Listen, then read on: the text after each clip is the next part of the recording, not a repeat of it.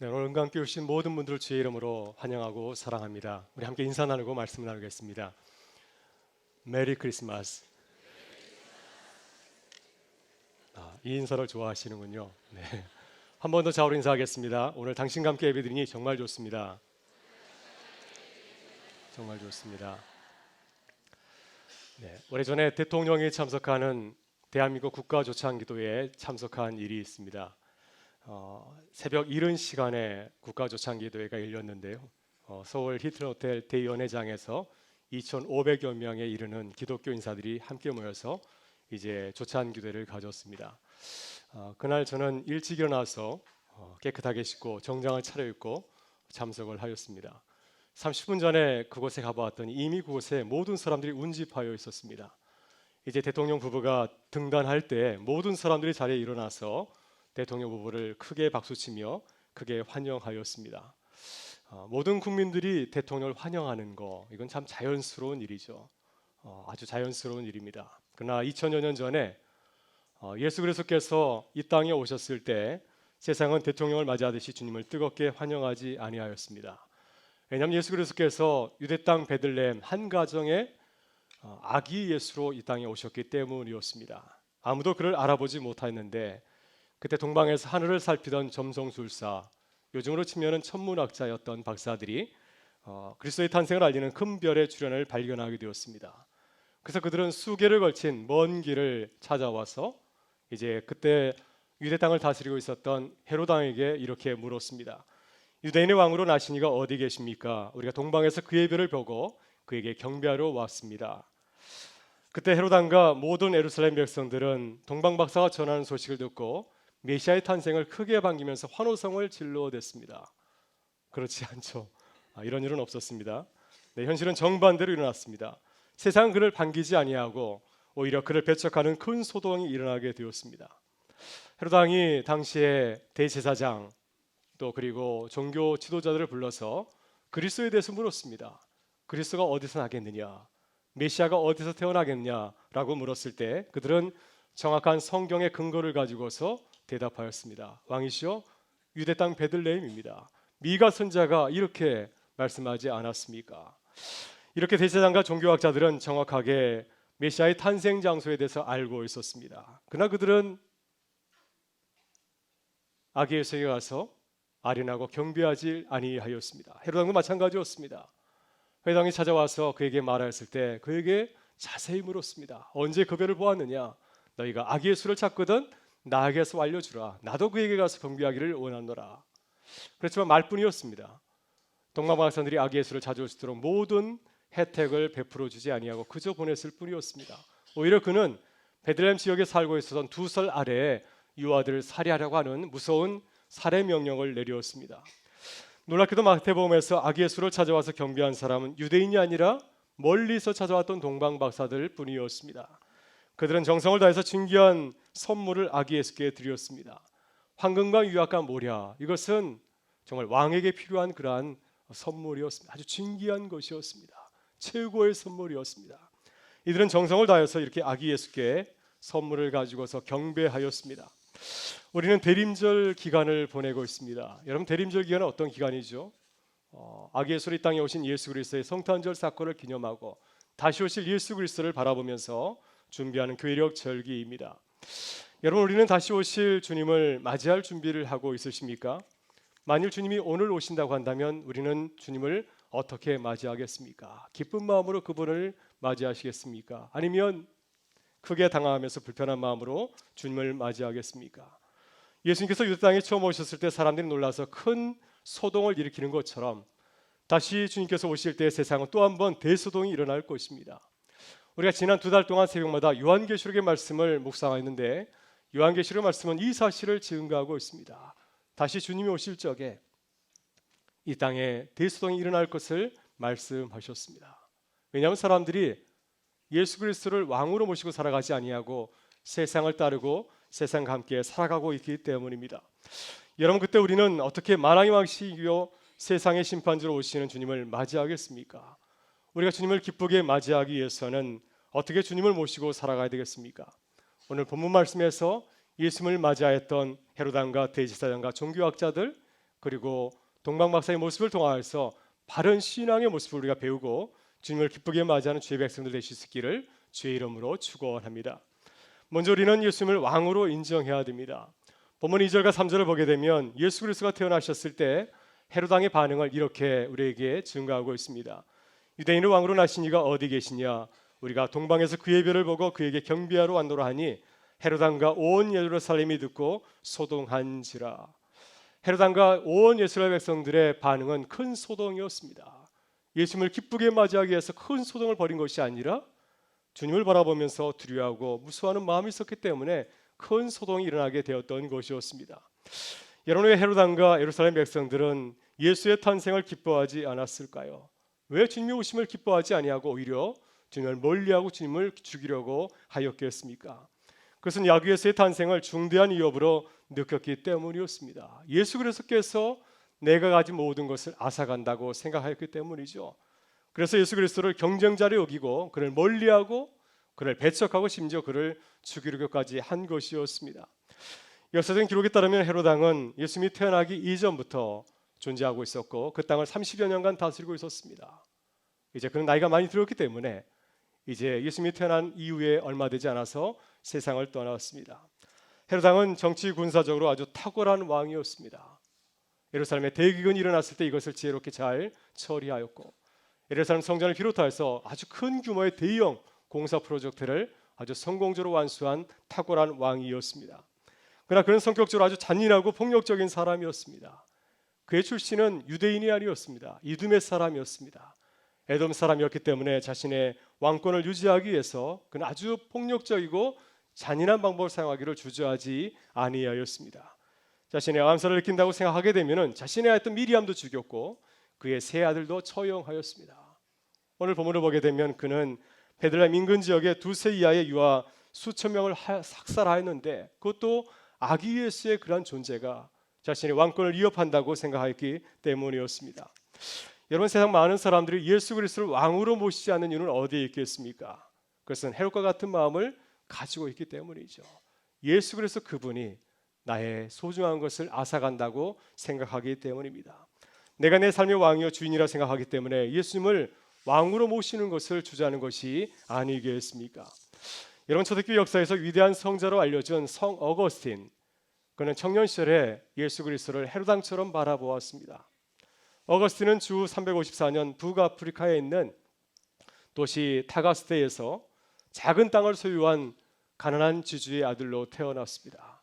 그는 태어났을 때 아주 영민하였습니다. 아주 똑똑한 그러한 청년이었습니다. 그래서 부유한 지유교주의 그런 사랑을 받게 되었고 또 그의 도움을 받아서 이제 유학을 떠나게 되었습니다.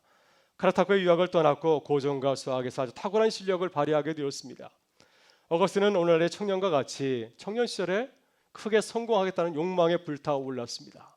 학업을 마친 어거스틴은 카르타고에서 수학 선생을 하게 되었고 또 밀라노에서는 문학 교수를 하였습니다. 그리고 그는 로마 황실에서 황제의 대변인이 되는 영광을 누리게 되었습니다. 근데 그는 세상적인 성공을 하고 싶어하는 그 강한 욕구가 있었고 또 한 가지 큰 욕구가 있었는데 바로 그것은 성적인 쾌락을 추구하는 강한 욕구였습니다. 그는 지칠 줄 모르는 성욕 때문에 애인과의 사이에서 아이를 낳게 되었습니다. 어머니 모니카의 반대로 애인과 이제 헤어지게 되었고 이제 결혼하게 되었는데 결혼한 이후에도 자신의 그 정욕을 주체하지 못하고 다른 첩을 얻기도 하였습니다. 그는 자신의 능력과 재능을 발휘하여서 큰 성공을 하게 되었고 명성을 누리게 되었습니다. 그리고 성적인 쾌락을 누리며 살아가게 되었습니다. 그러나 세상에서의 성공과 쾌락이 그에게 만족을 가져다 주지 못하였습니다. 세상에서 성공하여 높이 올라가면 올라갈수록 그의 삶에는 불만족이 커져만 갔습니다. 그래서 그는 그것이 너무나 큰 고통이 되어서 세상과 단절하고 하나님과 깊은 교제와 사귐을 가지며 살아가고 싶은 열망이 생겼습니다. 그러나 어거스틴은 그 영적인 삶을 추구하지 못하고 끝내는 거절하고 말았습니다. 왜냐하면 하나님께 내 삶을 바치게 되면은 세상의 쾌락도 세상의 성공적인 삶도 버려야 한다고 생각했기 때문이었습니다. 그래서 그 절에 어거스틴은 이렇게 기도하였습니다. 하나님, 저를 순결하게 해주십시오. 그러나 지금은 아닙니다. 지금은 내가 쾌락을 누리며 살아가고 싶다고 하는 것입니다. 지금은 아니라 나중에 자신을 순결하게 해달라는 그런 기도를 드렸습니다. 그러나 30살 무렵 어느 날 어거스틴은 밀라노에 있는 한 정원에 가게 되었습니다. 답답한 마음을 가지고서 이제 정원을 논일 때 어떤 어린아이의 목소리가 들렸습니다. 집어서 읽어라, 집어서 읽어라. 라틴어로 톨리레게, 톨레레게. 이 소리를 듣게 되었을 때 이 말씀이 자신을 향하는 소리라는 사실을 깨닫고 성경을 들어서 처음 눈에 들어오는 성경을 읽게 되었습니다. 바로 그 말씀이 로마서 13장 14절의 말씀입니다. 오직 주 예수 그리스도로 믿고 정욕을 위하여 육신의 일을 도모하지 말라. 이 말씀을 읽을 때 그의 영혼에 빛이 가득하였고 그의 마음을 감싸고 있었던 모든 어둠의 세력이 물러가게 되었습니다. 그리고 일시적이고 세상적인 쾌락을 버리고 그리스도를 위해서 살고 싶은 강한 열망이 불일 듯 일어나게 되었습니다. 그래서 그때부터 어거스틴은 세상에서 성공과 쾌락을 위해 살았던 삶을 내려놓고 이제는 내 주를 위해 살기로 다짐하게 되었습니다. 그래서 그는 명상하고 하나님의 말씀을 연구하기 위해서 그의 고향으로 돌아가서 작은 수도원을 세웠습니다. 거기서 매일 살아계신 하나님을 만나고 기도의 삶을 키워나갔습니다. 그의 마음은 평생토록 이 작은 수도원에서 주님을 바라보면서 성경을 연구하고 기도하면서 삶을 보내기를 원하였습니다. 그러나 하나님께서는 그를 해변 도시 히포로 보내서 그곳 아프리카 교회를 섬기는 주교의 사역을 감당하게 하였습니다. 여러분, 이렇게 그리스도를 주로 모시고 새로운 영적인 여정을 시작하게 되었을 때 하나님께서는 이 어거스틴에게 놀라운 기쁨을 허락하여 주었습니다. 구원의 기쁨을 누리게 하여 주셨고 목회 활동과 저술 활동을 통해서 많은 사람들에게 이 기쁨을 증가하는 하나님의 도구로 사용을 하셨습니다. 여러분, 우리는 청년 어거스틴처럼 예수님을 우리의 왕으로 모시는 것을 부담스럽게 생각합니다. 그분이 내 삶의 왕이 되신다고 한다면, 내가 그분을 나의 주인으로 모셔드린다고 한다면 나의 모든 것을 잃어버릴 것처럼 생각하지 않습니까? 내가 손해볼 것처럼 생각하여서 그분을 왕으로 모셔드리지 못하는 우리의 모습을 발견하지 않으십니까? 그래서 주님을 가까이 하는 것을 우리는 두려워합니다. 그러나 우리가 주님을 가까이 하고 그분을 우리의 삶의 주인으로 모실 때, 그분을 왕으로 모실 때 주님께서는 우리에게 큰 만족과 기쁨을 누리며 살아가게 하시는 은혜를 허락하여 줄 줄 믿습니다. 여러분, 주님을 왕으로 인정하고 신뢰하는 주의 백성 되실 수 있기를 주의 이름으로 축원합니다. 다음으로 우리는 예수님을 왕으로 모시고 살아가야 됩니다. 본문 5절과 4절을 보게 되면 아기 예수에 대한 대제사장들과 그리고 종교 지도자들의 반응을 이렇게 증거하고 있습니다. 왕이 모든 대제사장과 백성의 서기관들을 모아 그리스도가 어디서 나겠느냐 물으니 이르되 유대 베들레헴에 오니 이는 선지자로 이렇게 기록된 바 또 유대 땅 베들레헴아 너는 유대 고을 중에서 가장 작지 아니하도다. 내게서 한 다스린 자가 나와서 내 백성 이스라엘의 목자가 되리라 하였음이니이다. 여러분, 대제사장과 종교 지도자들은 유대 사이에서 최고의 엘리트들이었습니다. 권력 엘리트들이었습니다. 백성의 서기관들은 바리새파 사람들이었습니다. 그들은 성경 교사들이었습니다. 성경을 읽는 그대로 원리 원칙대로 가드리는 사람들이었고 또 유대의 모든 전통과 역사를 잘 준행하는 그러한 교사들이었습니다. 그래서 모든 백성들의 존경을 한 몸에 안았던 자들이 바로 이 바리새파 성경 교사들이었습니다. 대제사장들은 사도교파 정치인들이었습니다. 그들은 유대 사이에 권력을 가진 자들이었습니다. 그들이 가진 부와 권력을 유지하기 위해서 그들을 로마 제국의 세력과 결탁하였고 또 헬라 세계 문명에 맞게 살아가려고 하였습니다. 이렇게 이들은 지식적으로 최고였고 최고의 권력을 가진 자들이었습니다.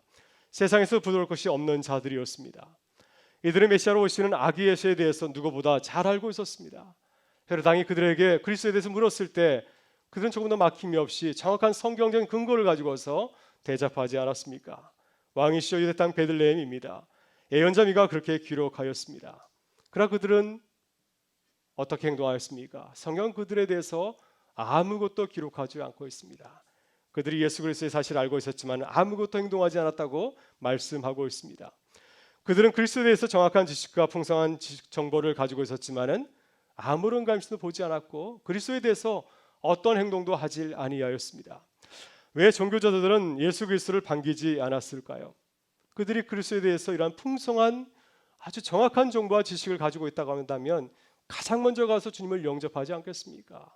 그들이 살아있는 그리스도에 대한 신앙을 가지고 있었다고 한다면 동방박사와 함께 가서 그리스도를 아련하고 왕으로 경배하지 않았을까요? 그러나 그들이 아무런 행동도 하지 않은 것은 그들의 지식이 죽은 것이었기 때문이었습니다.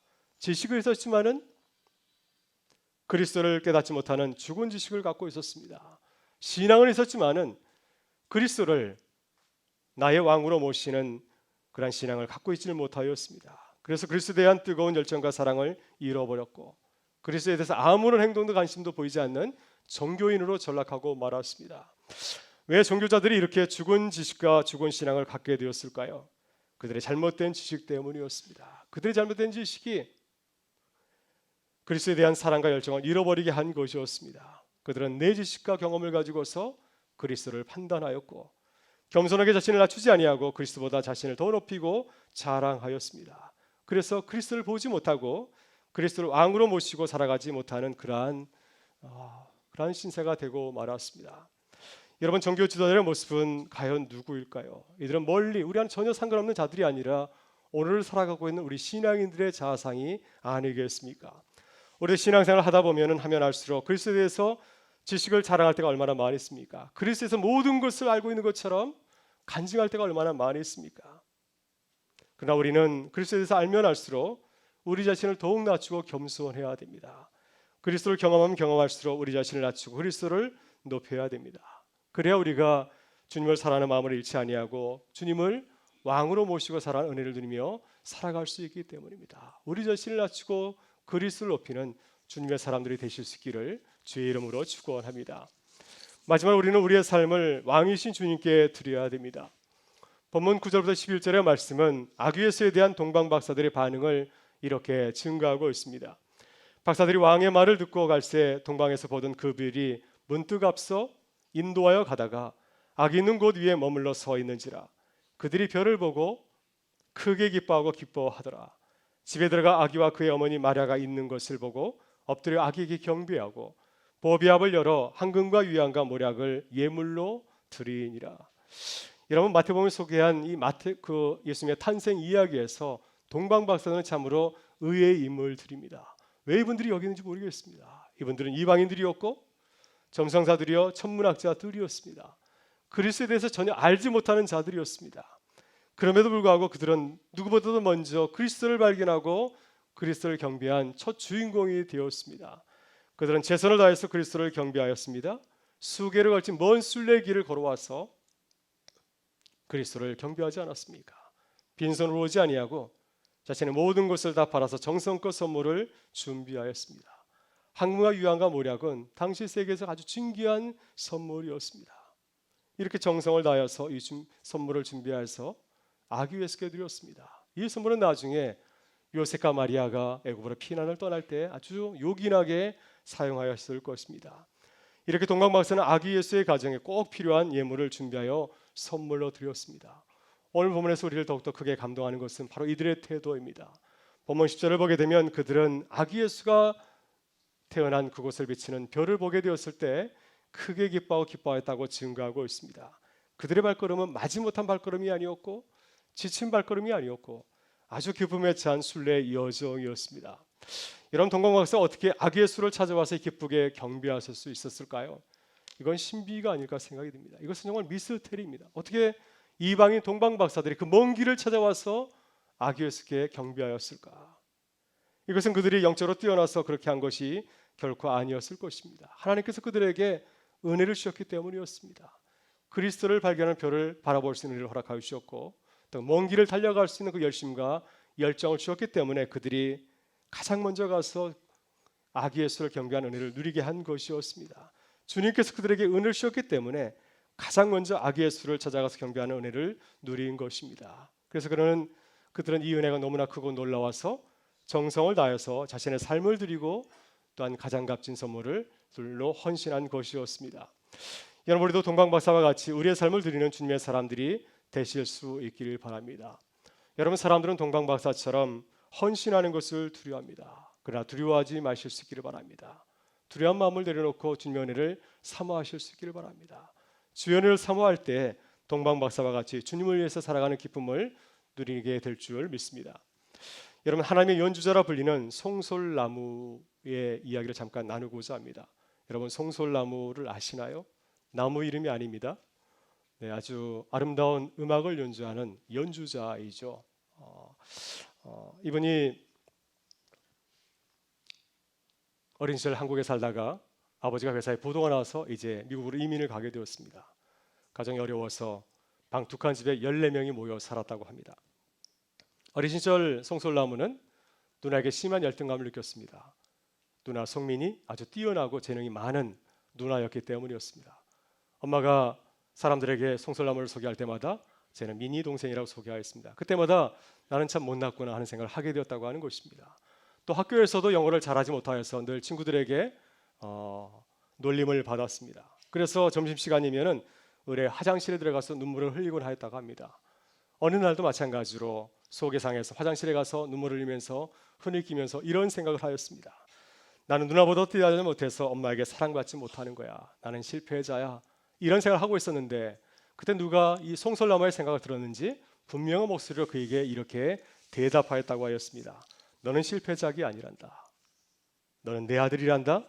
내가 너를 사랑한다. 나는 너에 대해서 모르는 것이 없단다. 나는 너의 머리카락 개수까지 다 세고 있단다. 그러나서 그 목소리가 다시 그를 불렀습니다. 화장실에서 나가라. 그래서 그 소리를 듣고 화장실에서 뛰쳐나가게 되었습니다. 근데 그 순간 송솔나무는 하나님께서 나를 인정하셨구나.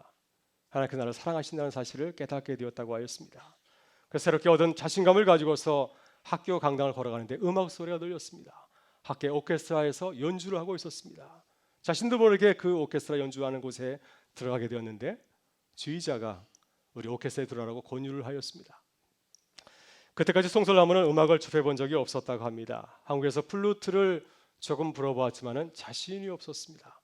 만약 평소에 그였다고 한다면 그 제안을 거절했을 텐데 하나님께서 나를 사랑하신다는 생각에 그러한 자신감이 충만하여서 지휘자의 권유에 기꺼이 이해하고 이제 오케스트라에 들어갔다고 하였습니다. 그래서 그때부터 플룻을 연주하기 시작을 하였습니다. 송솔나무가 플룻을 연습한 지 몇 달 만에 지휘자는 그에게 놀라운 재능이 있음을 알게 되었습니다. 특별한 교육을 받지 않았지만 송솔나무는 13살 나이에 미국 뉴욕에 있는 줄리앗 음악학교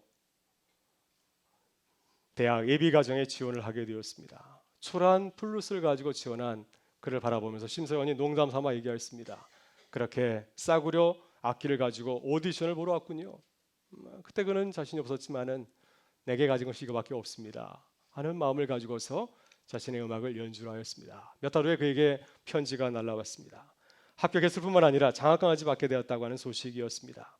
나중에 송솔나무는 세계적인 연주자가 되어서 링컨 센터와 또한 그리고 카네기홀을 비롯한 세계 최고의 공연장에서 공연을 하였습니다.